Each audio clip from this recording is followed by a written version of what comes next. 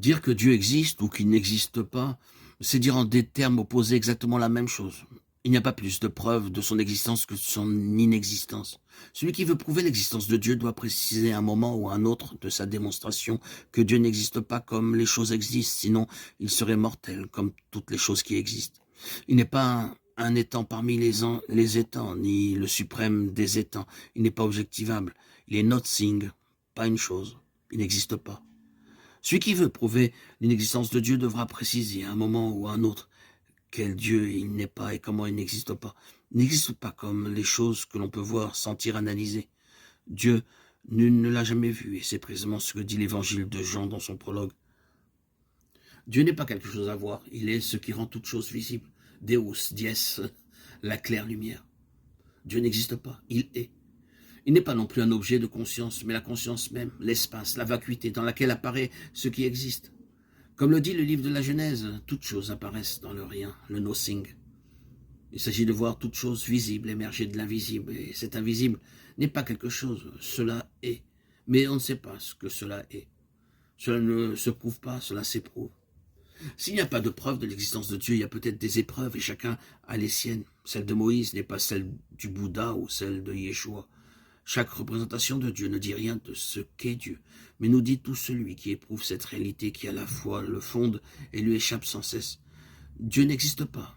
Existe l'homme qui prie, l'homme de désir ouvert à l'inconnu, qui, l'origine et le fait, sujet. Il balbutie une parole d'enfant. Ah ben. Quand on dit que Dieu n'existe pas, il faut encore préciser de quelle forme d'athéisme il s'agit. D'un athéisme rebelle ou réactif, d'un athéisme raisonnable ou d'un athéisme gnostique ou mystique. L'athéisme rebelle et réactif se justifie par un certain nombre de souffrances réelles, souvent d'oppression vécues par des auteurs en mal, d'intégration de leur passé personnel ou collectif. Ils ont parfois tendance à prendre les épluchures du fruit pour le fruit. Leur athéisme est psychologique, rarement philosophique. La question de Dieu en soi ne les intéresse pas.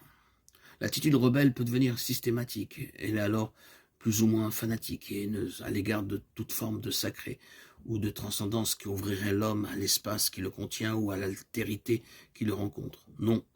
Sans complaisance, ces personnes s'enferment dans l'être pour la mort, et de façon plus ou moins intelligente ou perverse font passer pour amour de la vie, et quelle vie, leur fascination secrète pour le néant. L'athée rebelle parle souvent trop fort, il sait que ses aboiements ne seront jamais des arguments. Il cache mal sa peur et sa détresse. Aussi, ne s'agit-il pas de lui répondre, de lui parler sur le même ton, puisqu'il n'entend pas. Pour lui, ni l'autre, l'homme, ni l'autre, Dieu n'existe. Il s'agit plutôt d'être patient avec lui, comme peut l'être un père avec son enfant rebelle et le regarder grandir à travers sa rébellion. L'athée rebelle acceptera peut-être un jour à une certaine autonomie, à une certaine liberté à l'égard de son passé. Il n'aura plus besoin d'être contre. Peut-être deviendra-t-il alors un athée raisonnable. Plus que des émotions, il aura alors à nous proposer quelques argumentations, toujours les mêmes depuis des siècles.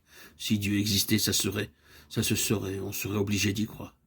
Mais être obligé de croire, c'est exactement le contraire de la liberté et de la foi. Il y a dans le monde et les Écritures suffisamment pour douter, pour croire à la réalité de Dieu, disait Pascal.